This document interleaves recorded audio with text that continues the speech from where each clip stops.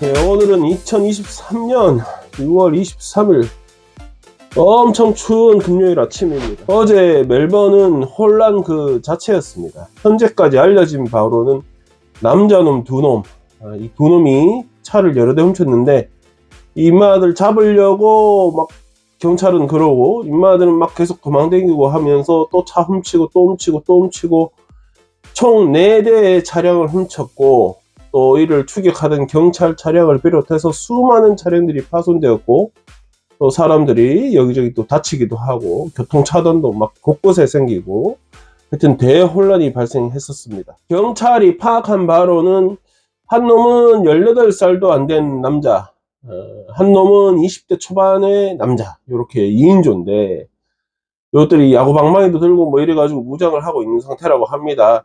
목격자 이야기를 들어봤는데 이렇게 차를 강탈하려고 운전자를 끌어내면서 머리채 잡고 땡겨내가 말 안 들으면 방망이로 패고, 그리고 차 끌고 가고 뭐 그랬었다고 합니다. 수많은 사람들이 목격을 하고 막 라디오에 전화해서 목격담을 나눠주는데, 아우 이건 뭐 처음 추격전 시작은 어제 오후 1시 30분 스프링베일에서 시작했다고 합니다. 그러면서 이것들이 추적하는 걸 아니까 막 여기저기 댕겼는데, 박데일에서도 한 대 또 바꿔서 훔쳐가고, 클레이튼에서도 한 대 또 바꾸고, 딩리에서도 바꾸고, 마지막에는 시내까지 진출해가지고 리치몬드에서 차량을 갈취해서 도망갔다고 합니다. 마지막으로 훔친 차량이 2009년도식 포드 팔컨 웨건, 차량 번호판이 XBX545, 외우기는 쉽죠?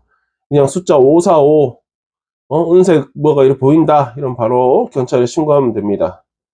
제가 봤으니 이 돌대가리 새끼들 분명히 어디서 약 빨고 또 미쳐가지고 날뛴 거 아닌가, 아니면 둘이서 뭐 술 처먹다가 약 빨든가 하면서 뭐 어디 헐리우드 영화 뭐 이런 거 쳐다본 거 아닌가. 정말 다행인 거는 아직까지 큰 인명피해는 뭐 신고되지 않았다, 요 정도. 하여튼 빨리 잡았으면 좋겠습니다. 이런 거 길바닥 돌아다니면 불안합니다.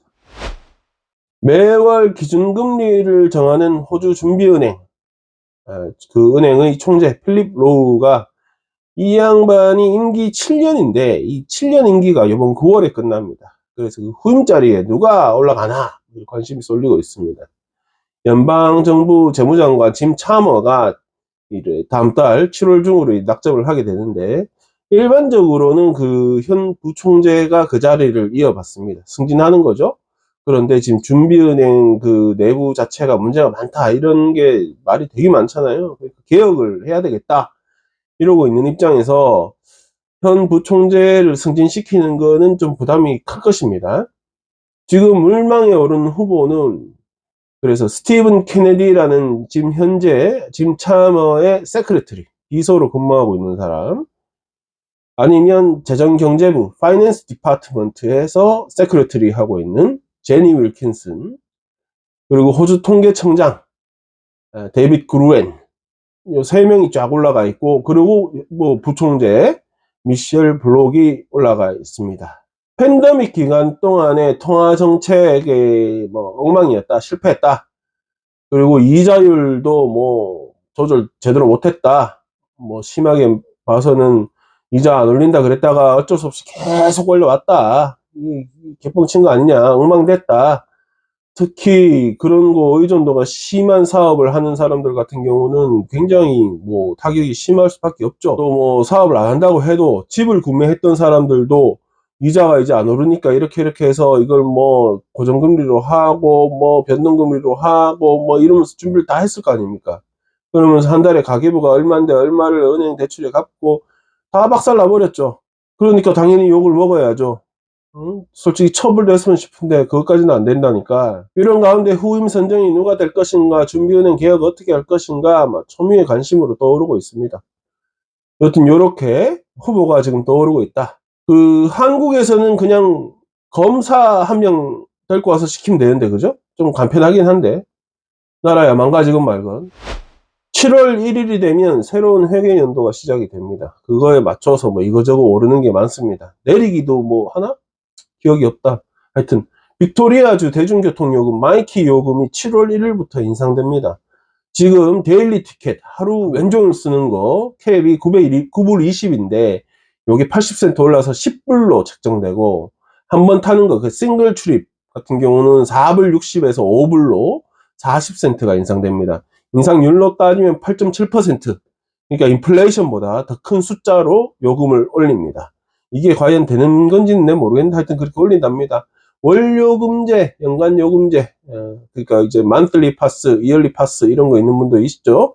이런 거 이용할 경우는 하루로 환산했을 때 5불 52에서 6불로 역시 인상됩니다. V라인의 경우는 지난번 기억하시겠지만 총선 때 자유당 쪽에서 하루에 2불 티켓 공약을 걸었습니다. 그러니까 지방 지역에서 멜번으로 들어와서 일을 한다거나 뭐 하는 경우가 있지 않습니까? 왜냐하면 팬데믹 기간 동안에 사람들이 많이 바깥으로 빠져나갔잖아요. 그리고 솔직히 지금 주택 정책을 푸는 솔루션 중에 하나가 인구 분산 아니겠습니까? 그러니까 지방 지역에 대해서 솔직히 신경을 많이 써야 되는 게 사실입니다. 여야 떠나서 사실인데 하여튼 그때 당시에 야당이 2불로 윌라인 이용할 수 있도록 하자 이런 공약을 걸었었는데 그 역으로 해서 다니엘 같은 경우는 공약을 대항한다면서 요금을 할인해 줬죠. 얼마 뭐 이러고 할인해 줬는데 그게 3월부터 실시가 됐습니다, 실은. 그런데 다시 돌아서서 보일랑 같은 경우도 8.7% 인상하게 됩니다. 주말에 한 번 이용하는 거, 아니 주말에 하루 이용 데일리 티켓이 6불 70에서 7불 20. 요건 좀 중요합니다. 왜냐하면 지방 사는 사람들이 평소에는 멜번 안 가도 풋볼 보러 멜번 오는 경우가 많기 때문에 6불 70에서 7불 20으로 50센트 올라가고 1회 요금, 그러니까 그 싱글 출입은 3불 35에서 3불 60으로 인상이 또 됩니다. 야당에서는 욕을 하죠. 지금 안 그래도 고물가 때문에 힘든데 사람들 여기다 대중교통 요금까지 꼭 이렇게 올려야 되냐 이렇게 비난을 하기도 했습니다. 기차 같은 경우는 몰라도 트램이나 버스 같은 경우는 따로 요금을 안 내고 타는 게 되게 쉽죠. 제가 버스 기사를 하면서 늘 얘기 드리지만 차라리 이럴 거면 대중교통 공짜로 하는 게 낫다 그 생각을 수도 없이 합니다. 아니 요금 안 내는데 뭐 올리면 뭐해. 이거 올린다고 해서 지들 총 수입이 올라갈까? 저는 절대 그렇게 생각 안 합니다. 되려 더 내려갈 가능성이 크다. 이제 요금 진짜 안 내고 타는 사람들이 더 늘어날 것이다. 그럼 뭐 이거 왜 하는 거야? 그리고 마이크 이제 좀 있으면 다른 데로 바뀝니다. 뭐 교통 요금 체계가 바뀔지 안 바뀔지는 또 그때 가봐야 알겠지만 지금 뭐 구태여 이거를 올릴 필요가 있나 싶은 생각이 계속 듭니다. 하여튼 요즘엔 뭐 하여튼 개떡 같은 기사가 많은데 그래도 그나마 저 개인적으로 약간 득이 되는 거 하나 갖고 왔습니다. 건강보험회사 부파가 있죠? 부파가 이 팬데믹 기간 동안에 돈을 상당히 많이 벌었다고 합니다. 몇 빌리언 달러 뭐 이렇게 이익을 봤다고 하던데 그 이익금을 일부 고객들한테 돌려주기로 했답니다. 돌려주는 총 금액은 320 밀리언 달러, 그러니까 3억 2천만 불. 이거를 이제 지들 고객한테 골고루 나눠주겠다 이런 말입니다. 대상이 되는 고객은 지금 현재 이제 곧 끝나는 회계 연도 있죠. 작년 2022년 7월 1일부터 요번 6월 30일까지, 그러니까 요 기간 동안에 3개월 이상 부파 멤버로 가입되어 있었다 이러면 대상이 됩니다. 지금 얘들이 뽑은 숫자는 170만 명 정도 된다고 합니다. 그 중에 저도 한 명입니다. 부파에 가입되어 있는 사람들은 가입 상품에 따라서 38불에서 276불까지 이미 결제 통장이 아니지. 정확하게 말하면 그 클레임 걸면 돌려주는 통장 있잖아요. 그 통장 등록된 대로 돈 보내준다고 합니다. 그러니까 부파 가입되어 있는데 은행 계좌가 얼마 전에 바뀌었다. 그동안 클레임한 거 없다. 이러면 부파에 연락해서 바로 업데이트 시켜줘야지 38불에서 276불 사이 얼마가 들어온다. 제가 봐선 저한테는 38불 들어오지 않겠나. 와인 한 병 딱 사서 마시고. 메디뱅크도 실은 이거를 몇 달 전에 발표했었습니다. 했는데 제가 부파에 가입돼 있어서 그런지 눈에 띄진 않아서 모르고 있었습니다. 하여튼 부파에서 이런 거 있으면 꼭 보는 거 있잖아요. 문자 또 옵니다. 와가지고 부파인데 돈 돌려줄게 연락해라 어디 놀라라 뭐 이렇게 다 사기입니다. 이거 절대 누르지 마라. 돈 그냥 보내준다. 이렇게 또 당부하기도 했습니다. 저 같은 경우는 한 달에 100몇십 불 정도 이렇게 나갑니다. 따박따박 나갑니다. 내가 클레임을 어디 가서 하기나 말기나 하여튼 따박따박 나갑니다. 어떻게 그렇게 알고 나가는지 계속 나갑니다. 그거 볼 때마다 좀 마음이 허전한데, 얼마 전에 우리 그 딸아이 이에 그 교정기라고 합니까? 브레이스 그거 하면서 그나마 조금 돌려받아서 마음에 좀 위안이 됐습니다. 또 요렇게 38불 정도 돌려준다고 하니까 위안을 삼기로 나쁜 놈은 아니다 이렇게 판단하기로 했습니다. 요번 주말에 다들 뭐 하십니까? 내일 오후 5시 한인회관 앞에 있는 평화의 소녀상, 이 소녀상과 함께 방사능 오염수를 바다로 방류하겠다. 일본 정부. 이게 말이 하여튼 이거를 그냥 방관하고 있는 봐서 찬성하고 있는 것 같기도 해.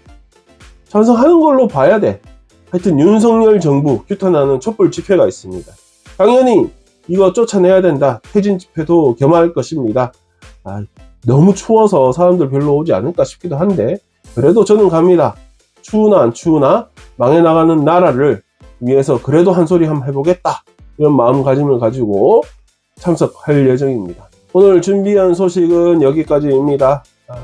영상 끝까지 봐주신 분들 복 많이 받으시기 바랍니다. 참고로 어제 저는 그 파워볼에서 23불인가 뭐 땄습니다. 하여튼 는 돈에 비해서 더 갖고 오긴 했습니다.